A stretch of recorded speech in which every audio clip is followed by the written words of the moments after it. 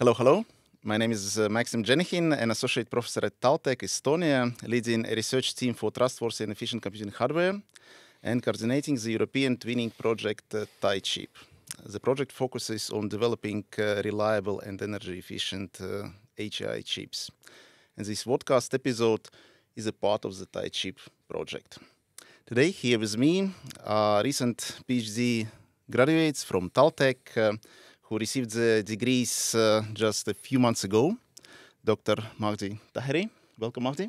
I appreciate it. It's a great pleasure to be here. Thank you for inviting me, not only as a former PhD student, but also as a member of TAICHIP.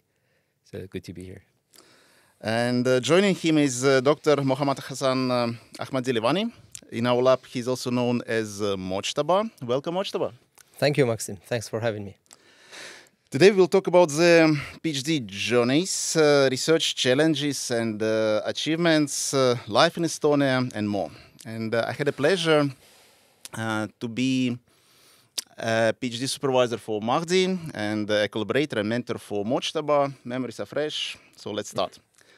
And let us start from the very beginning. Mahdi and Mojtaba, what inspired you to pursue a PhD?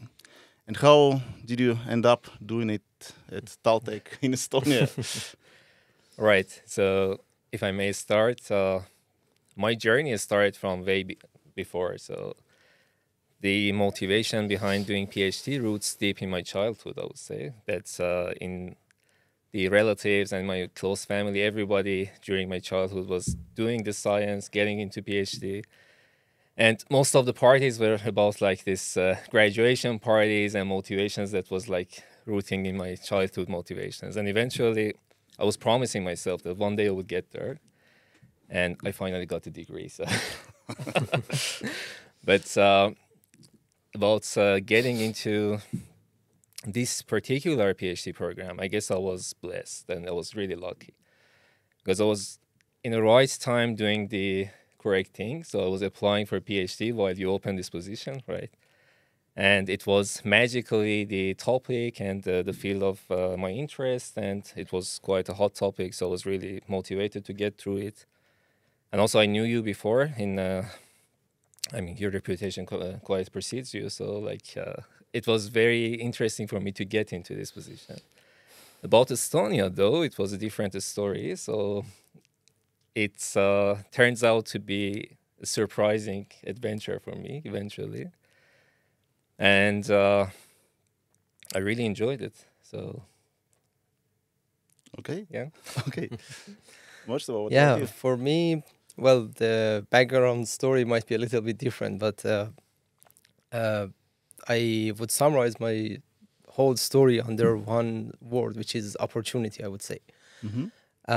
Back at the time when I was a master's student, I was, honestly, I was not planning specifically for pursuing a PhD. I was having a job doing industry, and my plan was to continue with that. But at some point, it happened to me to know about this position.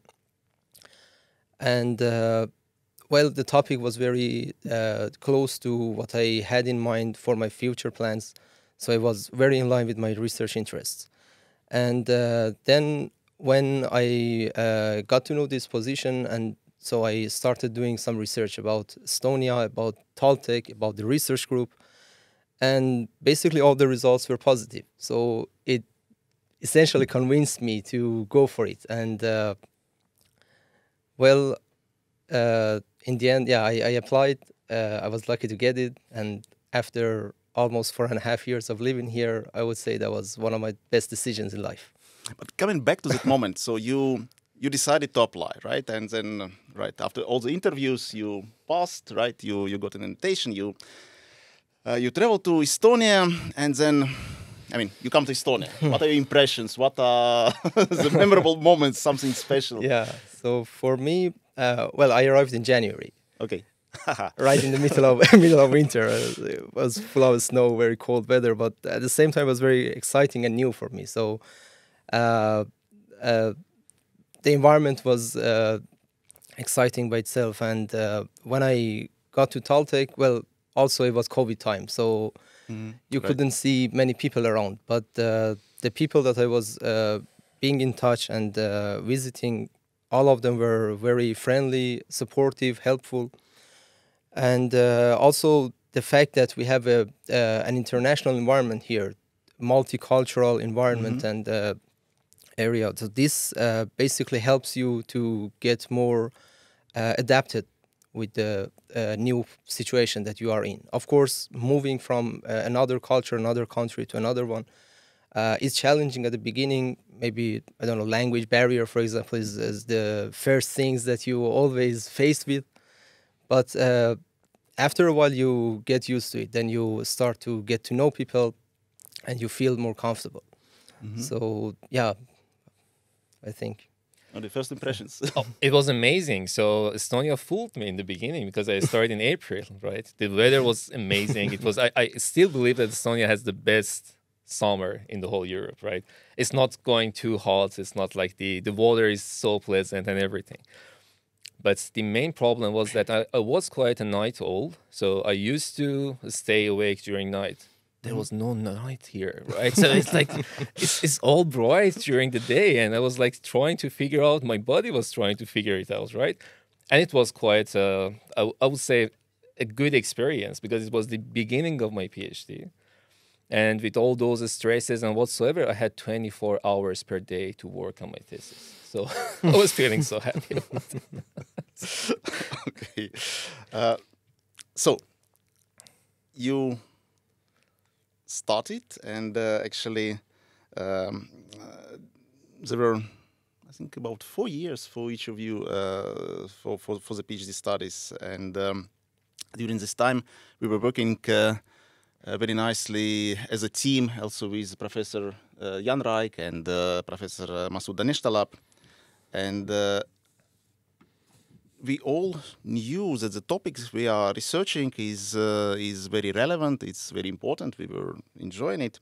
But could you explain now to the camera, why is reliability such a significant concern when it comes to running AI on edge devices? And specifically, what problems we are addressing in your research? Please. Okay, sure. Well, basically, AI is one of the biggest achievements of the recent researcher domain in the computer science. And it was very huge, so that it is impacting different aspects of science in general. Based on its applications and its great potential to change the world, basically, and the human life, there is also the possibility of using these algorithms or models to enable some of the dreams that humans always had. Let's make an example with autonomous vehicles. So AI basically has the potential to, at some point, enable us to manufacture fully autonomous vehicles that can do everything without any driver. But at the same time, then there is some threats in this particular kind of applications, which we call them safety critical, in which the safety of the people who are using these kind of applications is the major concern, where we need to ensure that the people around it will be safe, their health wouldn't be affected. So in our research domain, to make it more specific, one of the main problems that can tackle or that can threaten the safety, we call it hardware reliability, which means that we have a digital hardware system, computing system that is running some algorithms. And by the nature of these transistors and the manufacturing process that they had, some threats, which are known as faults, hardware faults, can threaten the execution and the deployment of algorithms. And this can lead to failures when we are using them. So in the reports, we can frequently see that some of the semi-autonomous vehicles that are already in the market can fail from time to time. And one of these threats is exactly these hardware faults that we are talking about. And with the advancement of the technology, these threats are becoming more prominent. To quickly mention a few of them, the complexity of the AI and the growth of their the algorithms in order to achieve higher accuracy on one hand side. On the other hand side, complexity of the hardware accelerators and also coming up with the smaller devices and faster. So these problems are adding up and making these hardware faults even more problematic. So therefore, the importance of this specific research topic is that we need to understand the impact of these faults on the failure of the system and how they can impact our health and safety when we are deploying them, and coming up with solutions to prevent these events. Well, Mustafa perfectly managed to motivate the topic. So maybe what I can add is about the how to prevent them, right? So what are the techniques that we can use, and why it's necessary to come up with the better techniques, right? Yeah, and I also think that something which is very special these days is that we are moving towards HAI. Exactly. Right, so, yeah. so the resources are very limited when we talk about prevention, when we talk about mitigation techniques. Exactly, perfectly. So it's, in my opinion, it's about three different things. It's about demand, right? Humanity is demanding more applications for AI. It's about advancement in technology, and advancement in technology is going towards the applications that concerns edge, right? So for instance, this Neuralink, this chip that they want to plant in human brains, or whatsoever, numerous different number of applications that requires a very limited amount of power that you can consume, right? And on the other side, reliability threats, reliability comes from the threats that concerns the health and safety critical applications. So if you put all of this together, it eventually requires an advancements and techniques that can satisfy these edge AI requirements. And at the same time, they should be creative. They should be out of the box thinking, because the old-fashioned way of like reliability enhancement techniques, like triplicating things or whatsoever, is not working anymore. And that's why it's super challenging, and I believe that it would stay challenging forever, because the speed of advancement is that much that we cannot, as a human beings, catch up with all of this everyday new coming technologies, right? So that's why it's super important. It's very interesting to work on this topic, and I believe that we've just started. So okay, but still, you not just started, you achieved a lot. So much about your PhD project, it was called Assessment and Enhancement of Hardware Reliability for Deep Neural Networks. And it included a nice and these days well-cited systematic literature review of the field. And what were some key insights or gaps you discovered from surveying existing research on DNA and hardware reliability, and how these insights or conclusions influenced the direction of research that you did? Right. So first of all, I want to mention that writing this literature review was very painful, but very useful, like the most useful work that I did during my PhD studies. no pain, no gain. True. And well, basically, it helped me to get a very deep understanding of the whole literature, what are the existing problems, what are the existing works, basically, and then by that, understanding the gaps. And it was the main fuel for me to drive till the end, to come up with the main problems in the literature, identifying those, and then coming up with impactful solutions. And I also want to use this opportunity to recommend all PhD students who are starting their study to do some similar activities at the beginning, because it will be definitely very helpful. But going back to the main question, which is about the key insights. So I would mention 2 points mainly. So first one is the fact that the scalability of reliability assessment for deep learning is quite a big problem. So what does it mean? It means that we have very large models, very complex systems that are running, and then we need to understand the impact of faults, which is randomly happening in many possible locations. So we are facing with a very huge space of study. And given the fact that the complexity of the systems and models is fastly growing, this problem is getting bigger and bigger. So, so I would say this was back then a problem, and it still is a problem. And during my study, I tried to solve some of these issues by proposing, for example, one method that we call it deep vigor, where we are trying to analyze the fault resiliency of the models in a very fast and accurate way. And sorry for, yeah, no, of course. interrupting.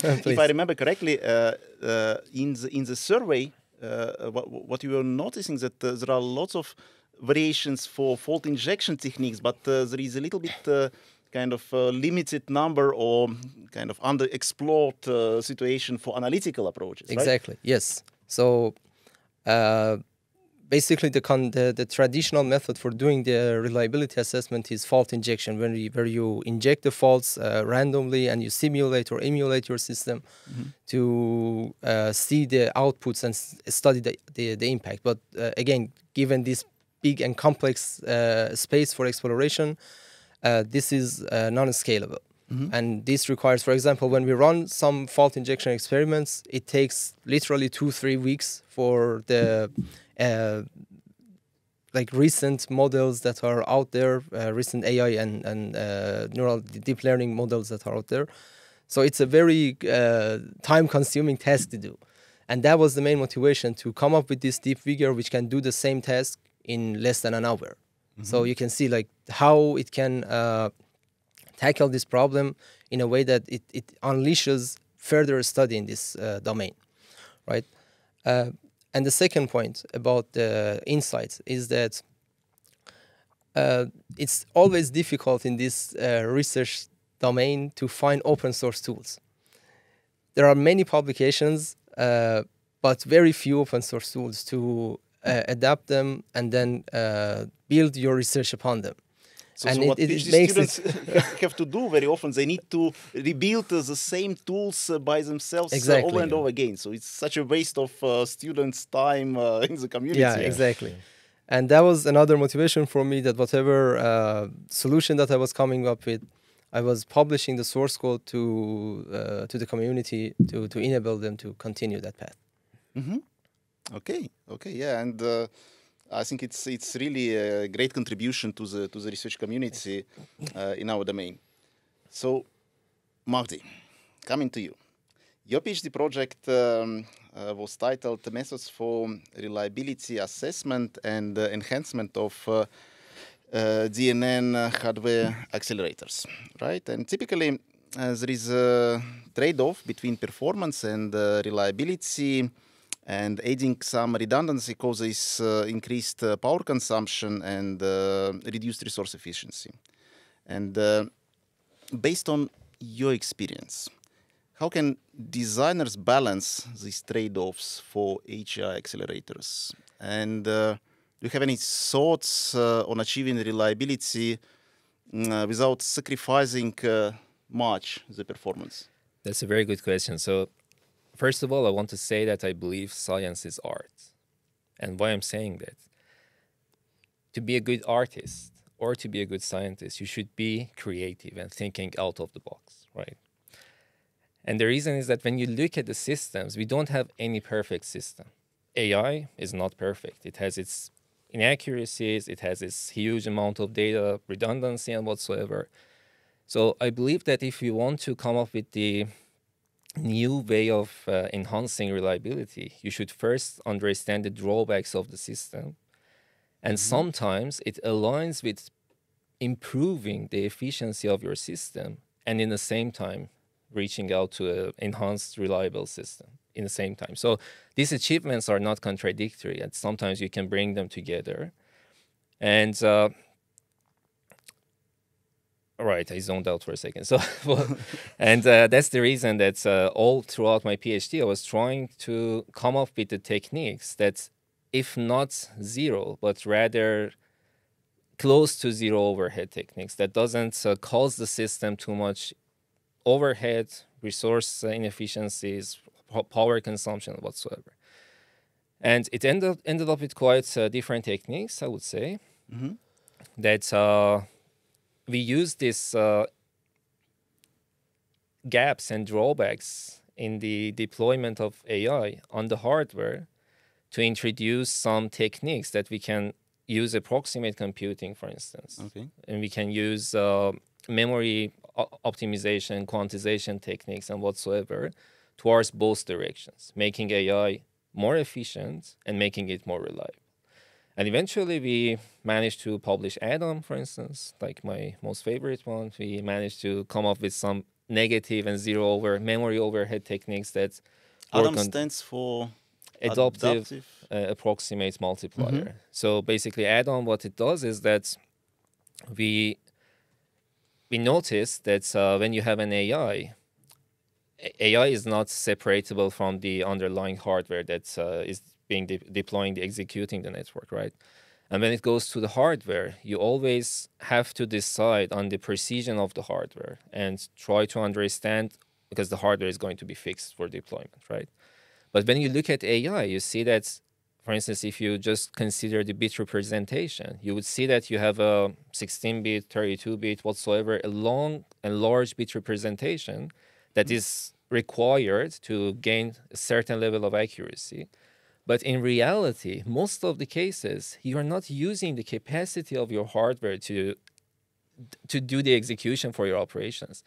It is still needed to have a longer bit representation, but in most of the cases, you're playing around the small values, right? And the initiative and the motivation behind it was that I was thinking that what if we can use this unutilized part of the hardware during most of the operations of AI to use it for reliability, right? So we can recalculate the operations and understand if there is any faults happening in the system or not, and try to mitigate. And eventually the technique was an approximate multiplier, which means that it's less resource hungry comparing to an exact multiplier, right? So we are saving resources, but in the same time we have this dynamic rerouting of the data somehow flowing in the multiplier that we can recalculate the operations again and again. And eventually we achieved quite a significant enhancement in reliability while saving a lot of resources by deploying. And it's just a tiny example and initiative for people to think about how they can use the weakness of the existing applications, whatever systems, to introduce reliability techniques upon it. But how do you think, both of you, would you research findings be applied in real-world edge devices in industry? What would be the way to use them? Yeah, so talking about the techniques that we are proposing, I believe that it would be directly applied because the applications of AI are quite hot and everywhere, right? And the demand is in the same time towards this direction that they want more efficiency and reliability.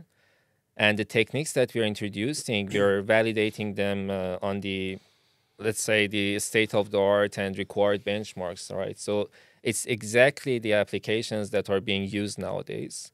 And in reality, we are, like, for instance, with TAICHIP or the works that Intel is using from this FGPU hardware, we are deploying these techniques into those hardwares. And the literal industry is using that. The literal companies are using that. But the future perspective is also the same. So I believe that it's going to be intensively used in the industry in futures. Yeah, and well, I can add it from the perspective of incoming and already published new standards in different domains of industry. For example, again, going back to the example of automotive, recently there has published one standard which is called ISO 8800.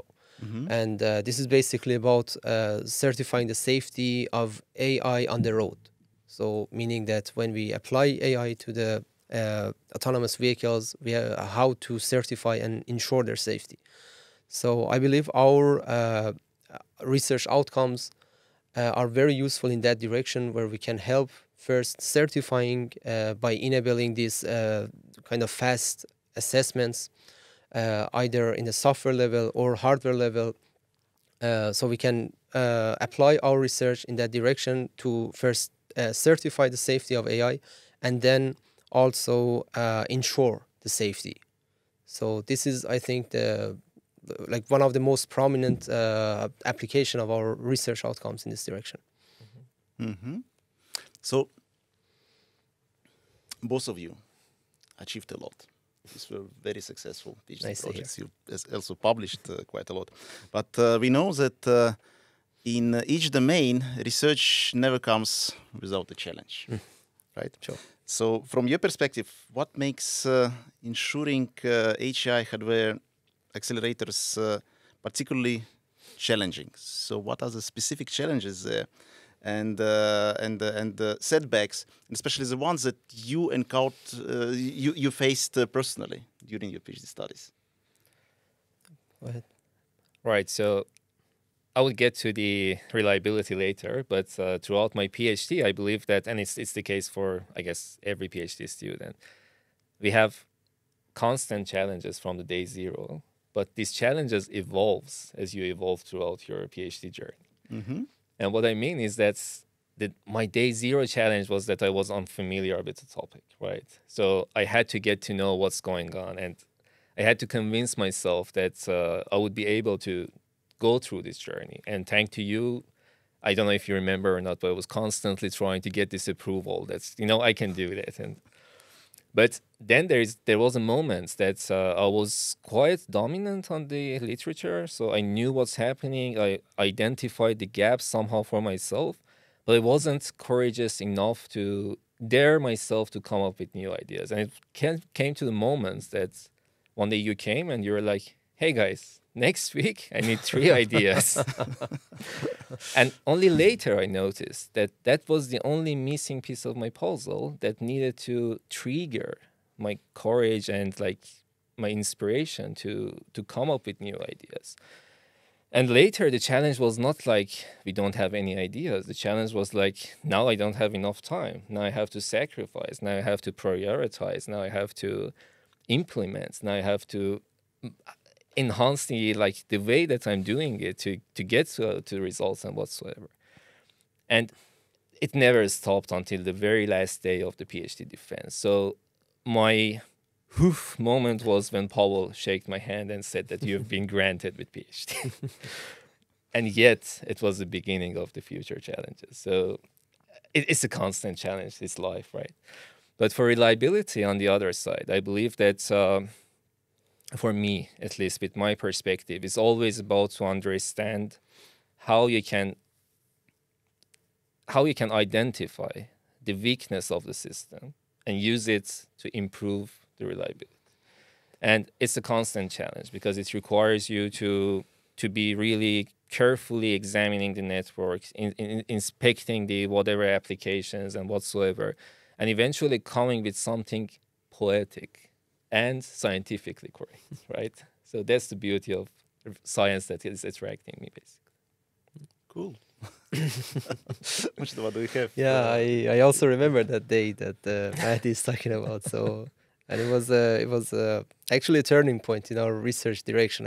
I would say, because we were forced to come up with some ideas, and we did. And out of that specific session that we had, then multiple ideas were generated. Some of them were picked, and then we continued with the rest of the research works. But about the challenges, so yeah, technical challenges are always there. So and it's the most exciting and interesting part for me. Other than that, it would be a very boring job. But in each field there is some specifics, right? So I remember in my PhD we were really struggling with fault models and then system modeling, proper modeling, right? Mm-hmm. And that helped us to move on. But yeah, so in your opinion, yeah, indeed. I mean, well, we work in the same domain, so same here. I did it a bit earlier. But I somehow touched it. So the fact that you need to run the experiments for so long, it delays a lot of things. So this is one of the problems, and also like developing this, modeling the concepts, like bringing these concepts from the very low level hardware and bringing it up model it at the software level, performing some simulations, and justifying all these in a way that, well, you don't see faults in a daily life, right? And this is like one of the frustrations that Mahdi also like kind of touched. So so yeah, I mean, this is something that you need to like have a deep insight to all this stack of the system, how these might affect your research, and then sometimes you get frustrated, sometimes your ideas might not work. Well, research also at the same time is always tightly coupled with failure.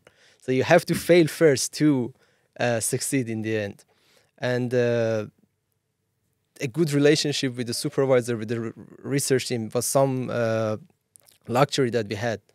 And this mainly helps a lot during like mentally, technically, and without these supports, well, it would be a very difficult experience to pursue a PhD for 4 years. It's a long time. It's a part of your life. It's very important to have a pleasant experience in this direction, so it can like allow you to remain in the research community. Otherwise, all these frustrations that you will face, you will carry it to the end, and then you just quit at some point, right? Can you share some personal tricks? How did you manage with frustration periods? Because I mean, it's a very natural and sometimes very challenging component of PhD journey for all students. For me, like, well, the one of the best ways to cure this was talking about it with my friends, with my supervisors, talking about, like, frankly, honestly, even if you know that it might not be reasonable, but sometimes it's okay to feel not okay. And this is something that you need to express. You need to at least like put this way off your mind, right? This is like something that I used to do, and it helped me a lot, of course. But if you like mean some particular moment, I don't remember it. But this was like, this is excellent advice. Being purposeful. So I believe I was really goal driven, right? And even though like I don't know what I'm going to do in future exactly, and life spans a lot and changes a lot, but I always was super purposeful, and I knew that I want to get there, and it was driving me a lot. And I agree with Mojtaba that communication is also key. So I never felt shy to come to you and admit that I'm breaking down, you know. And I believe that it happens. So it's PhD, yeah. It's full of challenge. It's full of stress, and that's part of the journey. And that is what makes you a better and more resilient person eventually. But to go through it, you don't need to be alone. You have a supervisor, you have your people around you, and you have your purpose. So you should be smart enough to stand on top of all of these things and make yourself and carry yourself throughout this journey eventually. I feel that you really got a degree in philosophy. well, it's philosophy. Like so when we started to talk about the PhD life, so let's maybe dive a little bit even deeper into into your life outside of the lab, and especially considering that both of you you come from abroad for this PhD experience. So how was the transition? What did you need to change in your lifestyle when you arrived to Estonia? Go ahead. So I had to add a lot of vodka. So it was like, it was, for me, it was quite smooth, because from the very beginning, I was not alone. And I was lucky that Mojtaba was here. I was lucky that I had a very good communication and friendship with other people. And they helped me a lot to get to know how things are working here. And definitely from culture to culture, from country to country, you need to adjust yourself, right? But for me, it was a smooth transition. And also in the beginning, I was not giving myself that much chance to explore. So I was really trying to catch up with what I've been assigned for, right? And then it also helped me to have more time and longer period to get used to the system and like life situation here in Estonia. So I was really happy, and I smoothly came over this problem, I would say. So, what were the things that you loved or hated about in Estonia? It's always about loves and hates with Estonia, you know. I still am in the same situation, right? I love the Estonian winter, and I hate it to the soul, right? In the same time, I mean, you cannot say that you love ice swimming and you don't hate it in the same time. It's cold, right? It's not. But it was a lot of that. It was a lot of that. So, I mean, winter is definitely was definitely my first challenge, and I got used to it and I started to literally loving it. I mean, who doesn't love to see Santa is actually coming in a real snowflake and moonshine, right? So you're not seeing moon in Estonia; it's always cloudy, but snowflakes are there, right? And all of these things. So I believe that Estonia is super beautiful on its own. It's very cultureful. People are super nice, and you have a lot to explore, and you have a lot to feel that you can make part of your own culture. And I feel it that way now. Yeah, well, about Estonia itself, there are many great things about living in here. So, for example, the fact that there is no paperwork. You have a fully electronic governmental system, and you save a lot of time. And now I know the value in Germany. Exactly. It makes you lazy though, right? Yeah. And a well-established IT ecosystem that it has, the free transportation, for example. So these are a lot of great things that you have when you live in Estonia, and I believe Estonian people should be proud of that. Yeah, like the challenges that Mahdi also said about winter, it is always there, but the fact that you, at least for me, it worked. Like after a while, after passing through and surviving the first winter, then it was fine. And it has also a very beautiful nature, of course.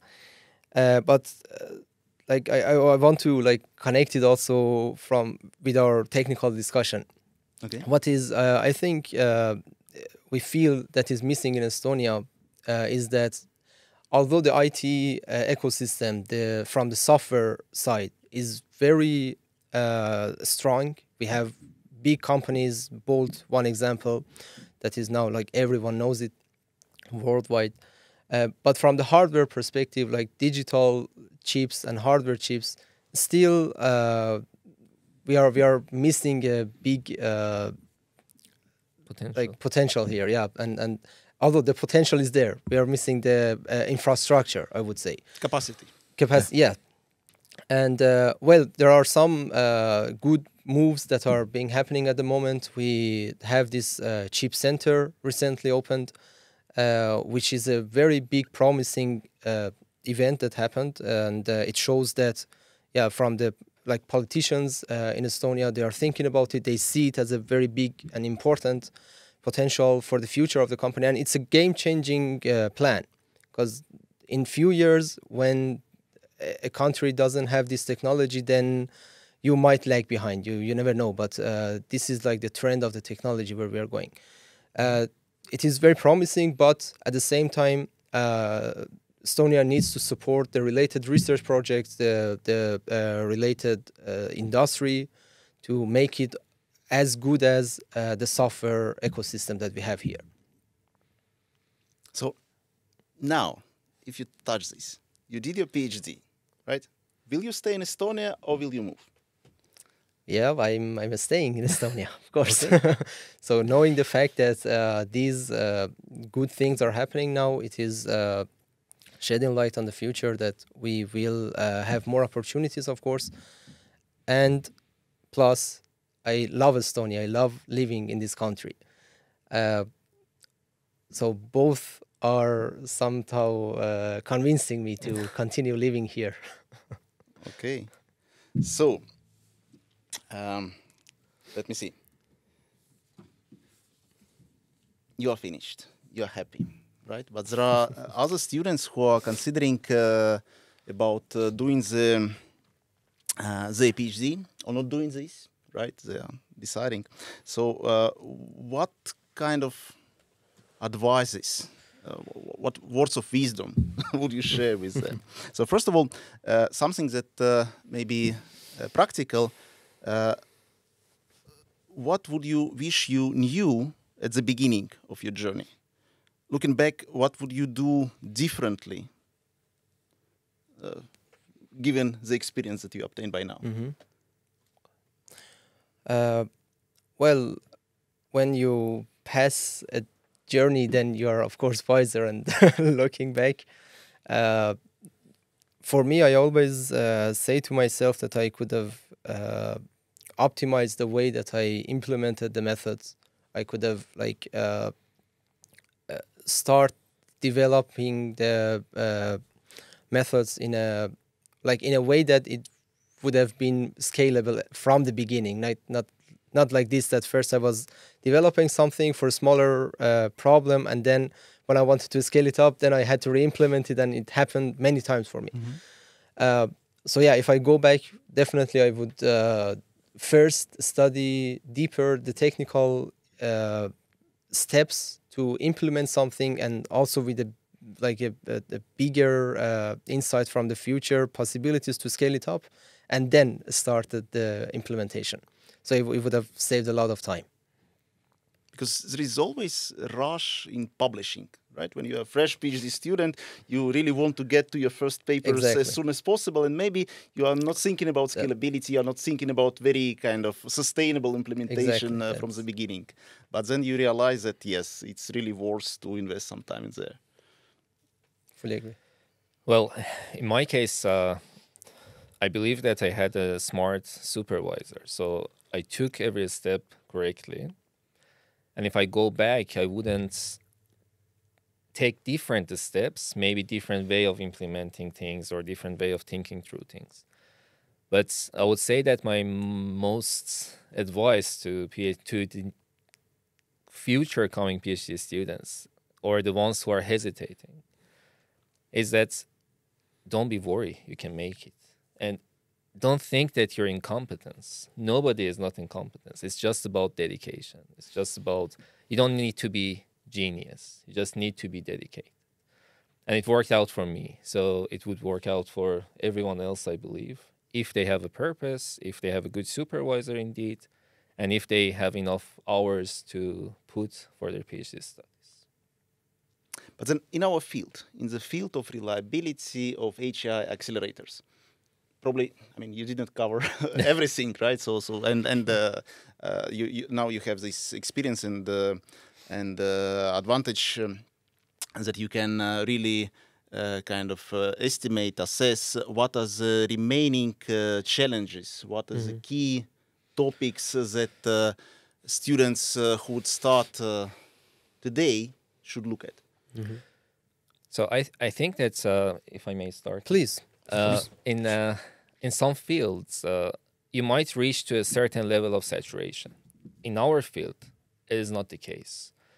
Because every day we pass, there is this new models coming. There is this new applications showing up. There is this new requirements coming up.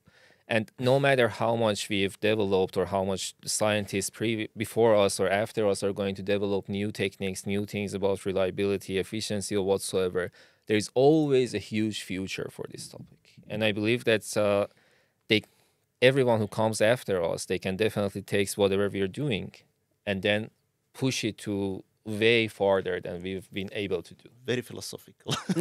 But concretely, I really want some examples. So can you suggest what is super kind of hot topic, and now, I mean, given all the experience that you have, right? If you would, for whatever reason, start doing your second PhD, right? What would you choose then?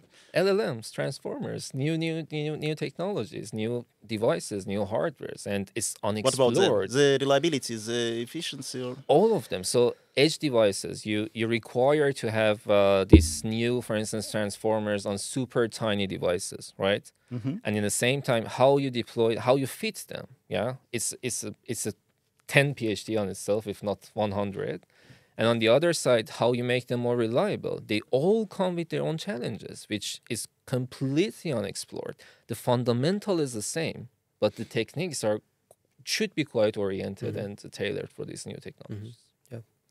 So I can add in this way that to just be more specific, I think there is still a big need for coming up with innovative and scalable solutions for reliability assessment of deep learning systems, and also cost-effective solutions for reliability enhancement of these systems, because generally when we perform reliability enhancement, it comes with the cost of performance, area, overhead, and different aspects. So we have to, at the same time, when we are taking care of the reliability, we also have to take care of the cost.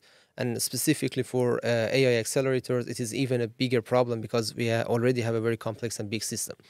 And also, the other topic that is very important is doing this kind of analysis in a cross-layer manner, meaning that we have to consider all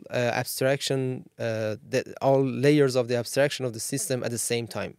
Hardware, software, even compiler.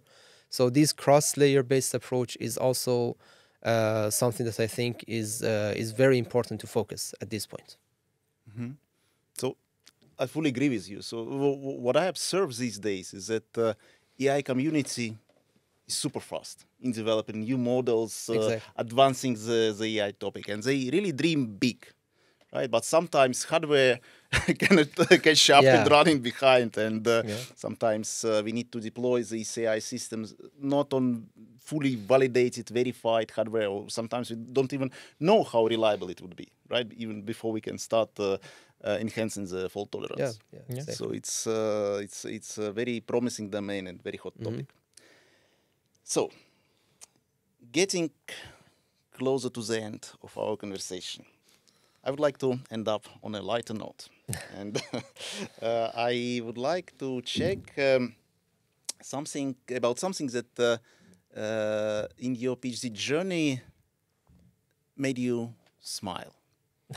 So maybe if you can tell me an anecdote about hardware accelerators, reliability assessment and enhancement, or if you can think of a funny or some unexpected moment, some aha moment that you experienced during your PhD journey. I always laugh and have a smile on my face. Yeah. But my PhD journey was very eventful. Well, like from the very beginning, something that happened, and it was, in my opinion, so funny, was that I was so nervous, right, about what I'm doing, and I was spending a lot of hours at the office, and this poor security gentleman. He wasn't aware that there is one lost student at the department that is staying overnight, right? So he usually casually come and check the doors at 12, and I usually spend time in darkness, so I work in darkness. And apparently he decided to come and double check if our office is open or closed. And it was the moment that we got to know that we both are in the same place. And it was a moment of a scream. So I was like, oh, and he was like, what? And then later he was very cautious about coming there all the time, knocking and checking if I'm there or not.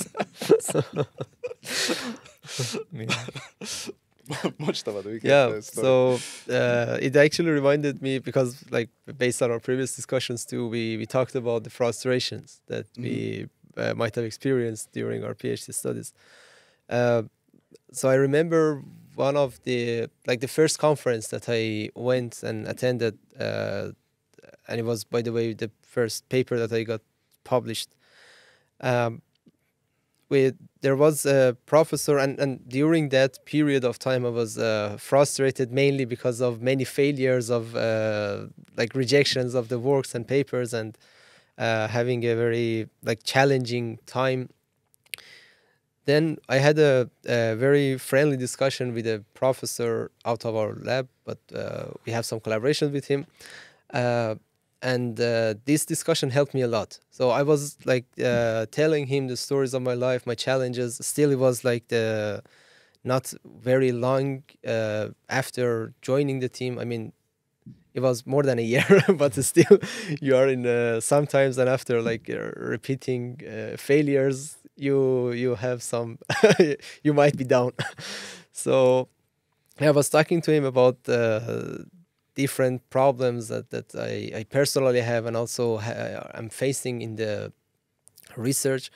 And he was telling me his experience. So now he's a very well-known professor, but when he told me his background story, that what failures he had, what common problems that we were sharing at that moment about our history, that was very insightful for me. That was like that changed something in me, that okay, it's not only you're not alone in this world that are facing with these challenges.